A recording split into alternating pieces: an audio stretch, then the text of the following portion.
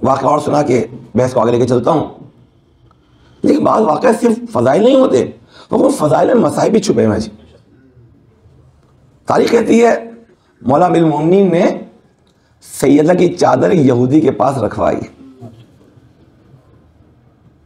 مسلمانوں پہ کیا وقت آیا تھا کہ رسول کی بیٹی کی چادر قرضے کے لیے ایک یہودی کے پاس رکھوائی جا رہی ہے. یعنی علی کو کوئی مسلمانوں میں قرضہ دینے والا نہیں.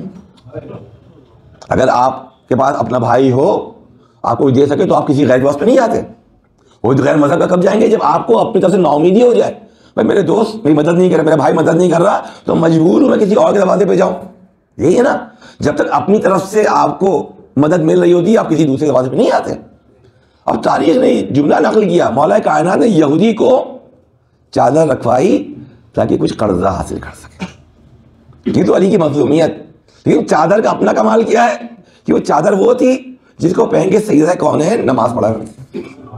اور سیدہ کے لیے نقل ہوا ہے کہ جب سیدہ کونین محراب عبادت میں کھڑی ہوتی تھی تو جو نور ساطع ہوتا تھا وہ یہاں سے بلند ہوتا تھا اور آسمان تک چلا جاتا تھا. نور اتنا وسیع ہوتا تھا کہ آسمان میں موجود چاند اور ستاروں کی روشنی مدھم پڑ جاتی تھی.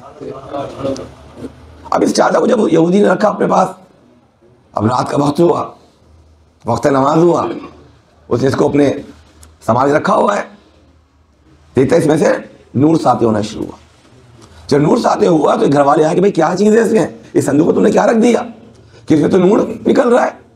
تو اس نے کہا کہ یہاں, اب میں کہوں گا دوسرا الفاظ ہے, مسلمانوں کو اعلان کیا ہے کہ مسلمانوں کے نبی کی بیٹی کی چادر ہے جو میں نے رہن میں رکھی ہے. لیکن وہ معرفت پہ تھا. جب اس نے گھر والوں نے دیکھا, کہا تھا واقعاً یہ رسول کی بیٹی کی چادر کے کمالات یہ ہیں, تو اسی وقت سیدہ کی چادر کے صدقے میں داخل ایمان ہو گئے. صلوات محمد و آل محمد.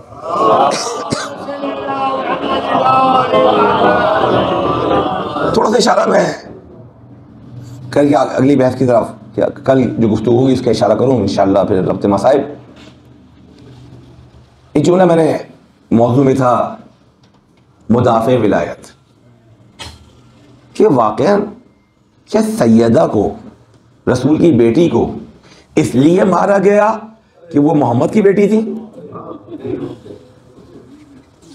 کیا محمد کی بیٹی کو, فاطمہ الزہرا کو اس لیے ظلم کا نشانہ بنایا گیا کہ محمد کی بیٹی تھی؟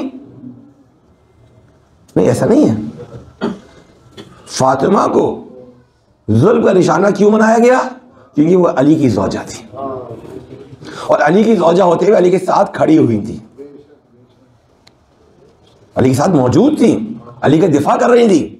بعض اوقات ہمارے کچھ نادان دوست یا بالآخر دوسرے افراد کہتے ہیں بھائی آپ اتنا جھگڑا کرتے ہیں, مولا کائنات نے تو کہیں ادعا نہیں کیا, جو وہ اسے قبول کر تسلیم کر لیا, صبر کیا, بہت اچھا لفظ صبر کیا, ہاں صبر کیا, لیکن تاریخ نہیں لکھا مولا نے کچھ کیا نہیں. تاریخ نے مسلم لکھا ہے کہ مولا کائنات صاحب تطہیر کو, لیکن دقت کرنے بات پہ, جس کا سایہ کسی نے نہیں دیکھا تھا اس کو رات کی تاریکی میں انصار کے دروازے پہ لے کے گئے. یہ علی کی مظلومیت کس جگہ پہ ہے, سیدہ کی مظلومیت کس جگہ پہ ہے کہ وہ ذات جو جس کا سایہ کسی نے نہیں دیکھا, جو اپنے گھر سے باہر نہیں نکلتی, خاتون نور سے ملنے جاتے ہیں, لیکن رسول کی بیٹی پہ ایسا وقت آیا کہ مہاجر انصار کے دروازے پہ جا رہے ہیں. مولا کائنات فاطمہ کو لے کے, حسن حسین کو لے کے دروازے پہ جا رہے ہیں, اور یہ کہہ رہے ہیں کیا تم غدیر بھول گئے, کیا غدیر تمہیں یاد نہیں؟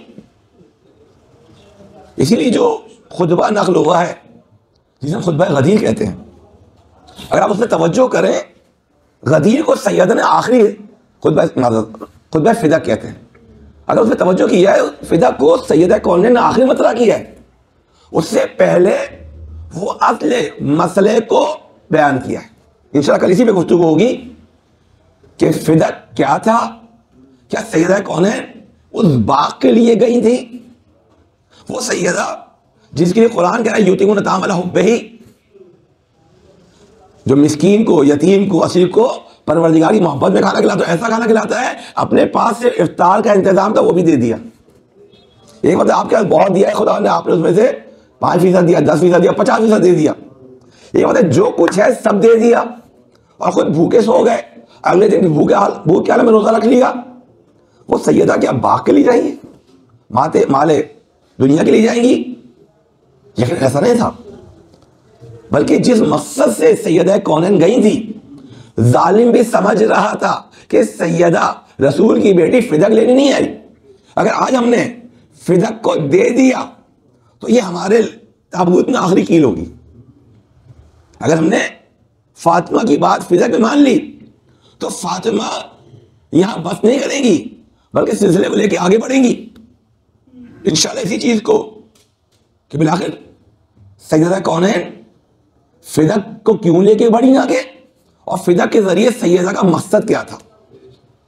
اور وہ جملہ اس ملعون نے جب اپنے دور حکومت میں امیر شام کو، جو اس کا نمائندہ تھا، لکھا ہے، جو اپنی تائید کے لیے میں ذکر رہا ہوں کہ جب میں نے رسول کی بیٹی کا دروازہ جلایا اور دروازے کے پیچھے فاطمہ کی چیخ بلند ہوئی تو میرے دل میں کچھ رحم آیا، لیکن جیسے ہی مجھے علی کے ان مقتولین کا یاد آیا جو میرے اجداد میں سے مشرکین میں سے تھے، میں نے اس دروازے کو اور زیادہ فشار دیا. یعنی علی کا بغض فاطمہ سے نکالا جائے. بغض علی سے ہے، نشانہ فاطمہ کو بنایا گیا.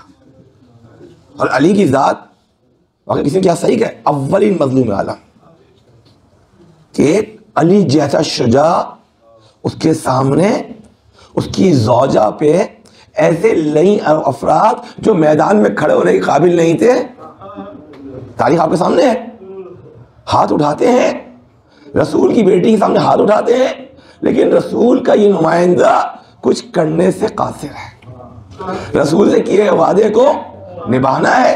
اے محمد، اے رسول اللہ، آپ کا وعدہ ہے، آپ نے وعدہ کیا ہے، ورنہ کسی کی جرت نہیں تھی. اور تاریخ نے ثابت کیا کہ اگر علی ہاتھ اٹھا لیتے ہیں، جو علی نے اس کا ایک چھوٹی سی مثال دی ہے، جب مولا امیر المومنین نے 40 قبریں بنائی ہیں نا، وہ ملعون آگے بڑھا کہا کہ ہم آج قبر کو کھو دیں گے اور فاطمہ کے نماز جنازہ پڑھیں گے. علی نے اس کا گریبان سے پکڑا ہے، وہ زمین میں پٹک دیا، یعنی بتا دیا کہ اگر میں چاہتا تو اس وقت بات علی کر سکتا تھا. مولا نے فرمایا اے شخص جان لے، ابھی تک میرا حق تھا، میں اپنے حق سے گزر رہا تھا، لیکن اب فاطمہ کی عصمت کا مرحلہ آیا ہے. اب فاطمہ کی عصمت ہے تو یہاں میں معاف نہیں کروں.